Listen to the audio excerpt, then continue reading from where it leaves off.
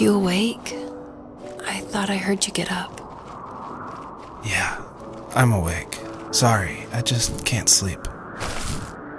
Are you thinking about him? Yeah, a bit. You should get back to sleep, my love. I'm fine. No, it's okay. What else is on your mind? I don't know, it seems weird, but I had one of the most vivid dreams of my life. I saw a fox on a snowy mountain, just looking confused and worried. Those eyes, I can't get those eyes out of my head. She was running in the windy snow, looking for something. Do you think it has to do with you and what's been going on? I don't know. It was just a dream, Rachel. They're not meant to make sense. A lot's happened the past couple days, that's all. Well, if you're not going to sleep anyway, you should tell me. I want to hear. All right.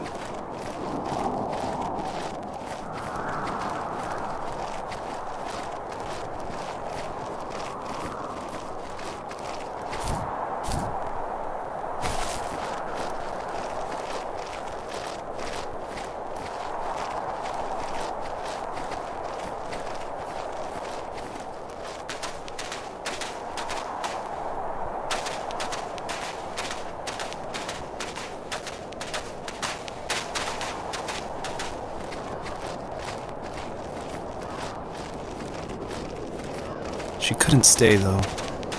She had to find her other 2 children. So she took that path. She followed it towards something ancient. Something with answers.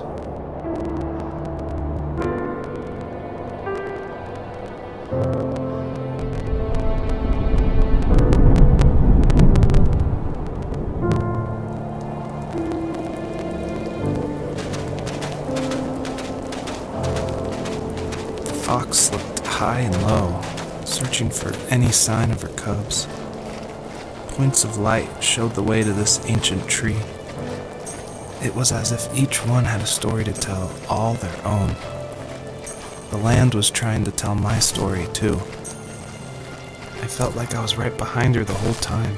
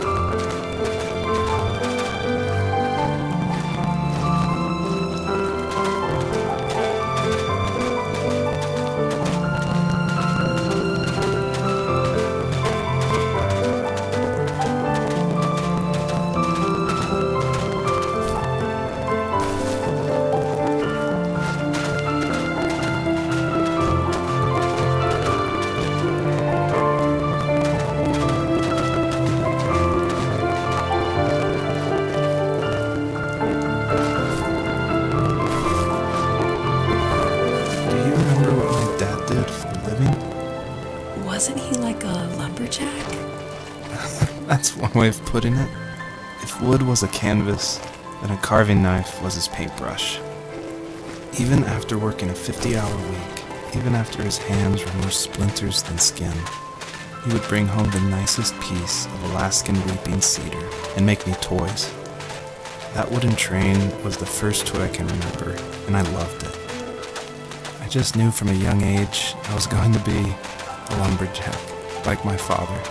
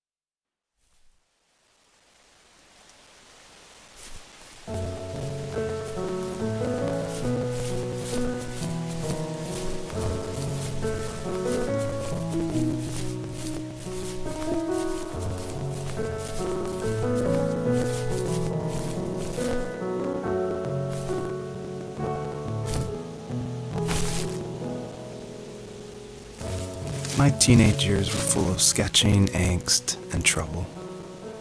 I wasn't popular or unpopular. Maybe just forgettable.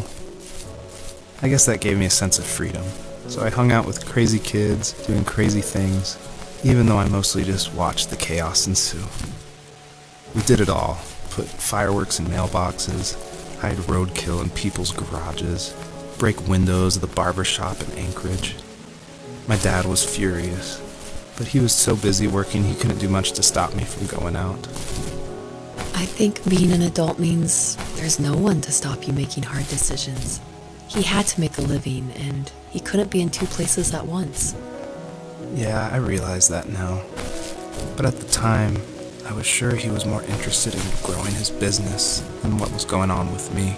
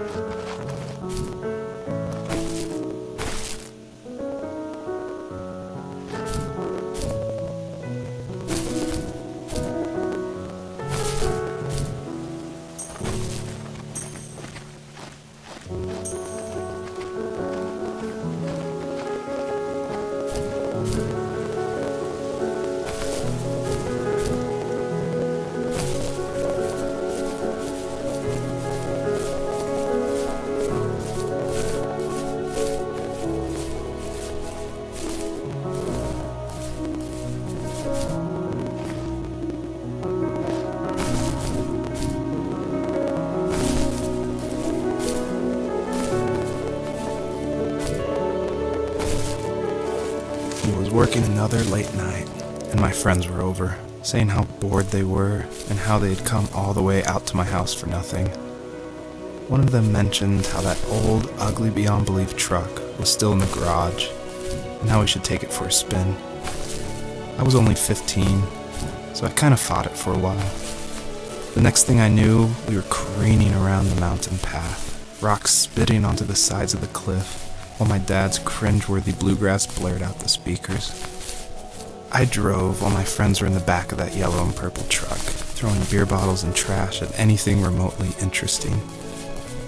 Felt like I was soaring in the air with borrowed wings. But all good things have endings. A cop outside of Eagle River pulled us over after he saw us in a bottle rocket into someone's yard.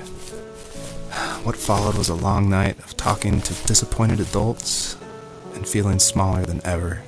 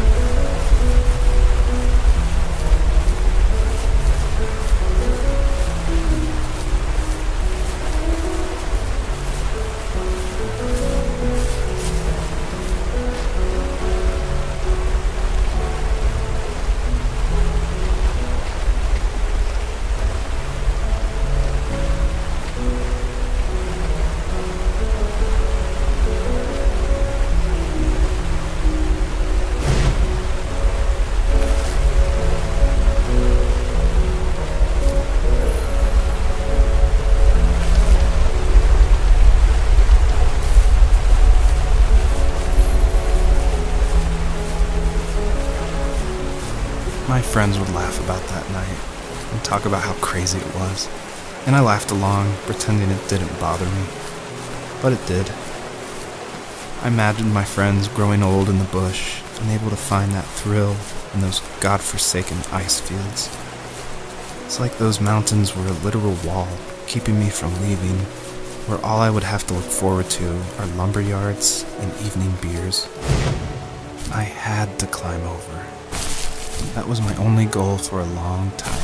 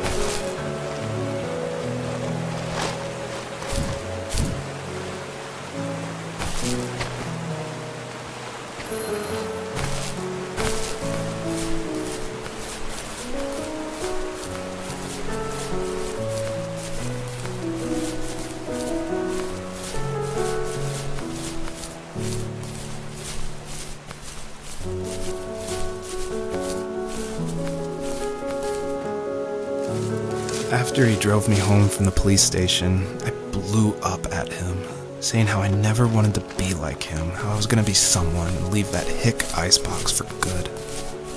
He just looked forward at the road with tired eyes. I took out that bluegrass tape from the cassette deck and chucked it out the window. In my sage teenage wisdom, I thought I had proved the ultimate point, but my dad had a different idea. He slammed the brakes, slowly bowed his head while gripping the steering wheel, and finally looked at me. All he said, like it was a polite request, was, "Make this right." I sat there in silence, fuming, but I eventually got out and combed every square inch of the woods, muttering profanity after profanity. I found it 30 minutes later, near a small waterfall off the road. I went back to the truck, put the wet tape back in, and sure enough it worked. We didn't speak another word to each other the rest of the night. Wow, I knew you were a crazy teenager, but... It's hard to believe, isn't it? It surprises me too. It's like I didn't really know who that kid was back then. I bet my dad thought the same thing over and over. It's almost like he was saying, "Make this right," to himself, more than to me.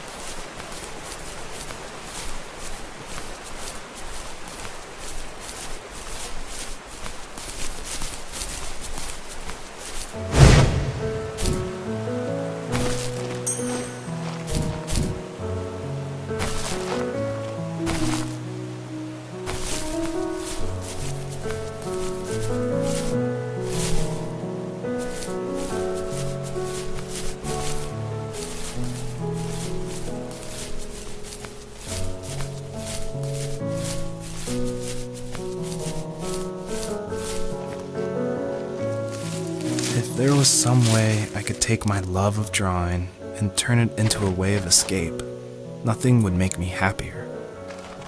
I wanted to create instead of tearing trees down. I wanted to move to the lower 48, not because I hated it there in Alaska, but I hated the idea of it. It's like all of that spite inside me had created this monster which followed me around my whole teenage years. I put so much energy into doing what others didn't expect of me. Why did I do that? There's one fact you're forgetting, though. If you didn't have that fire in you, we probably would have never met. You're absolutely right. Maybe the destination is all that matters in the end. But then why am I awake? Why am I seeing this fox go on her journey? And why can't I stop thinking about my dad?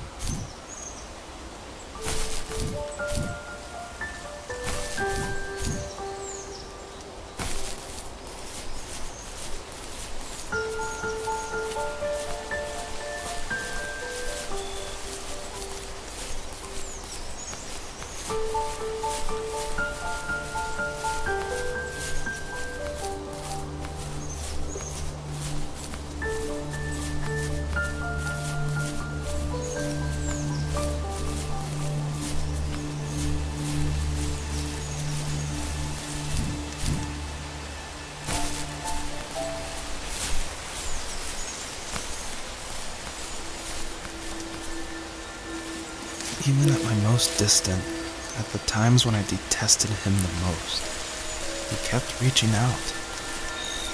For a year straight, he asked me every week when we were going camping. I thought he was just dense. Eventually, to shut him up, I agreed.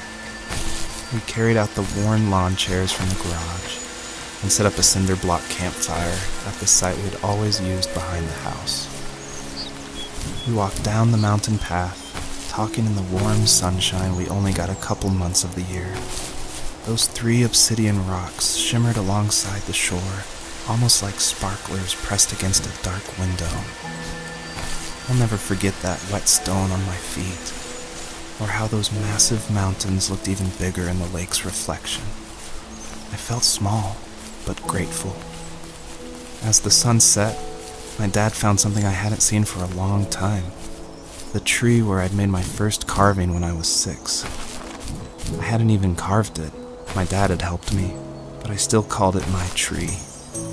Something about seeing my name there made me open up, and we talked about everything that night in that old camouflage tent. I told him how much I loved sketching and design, and how it would be a dream to study architecture in Seattle. I told him how I didn't get along with my friends much anymore, but that I didn't mind being alone. He told me he was there for me, and he joked that if all he had to do was write my name on a tree to finally get me to talk, He would have left me carved logs with novels on them in front of my room every morning. I don't know why it took me that long to realize it, but it was then I knew how much he had sacrificed for me.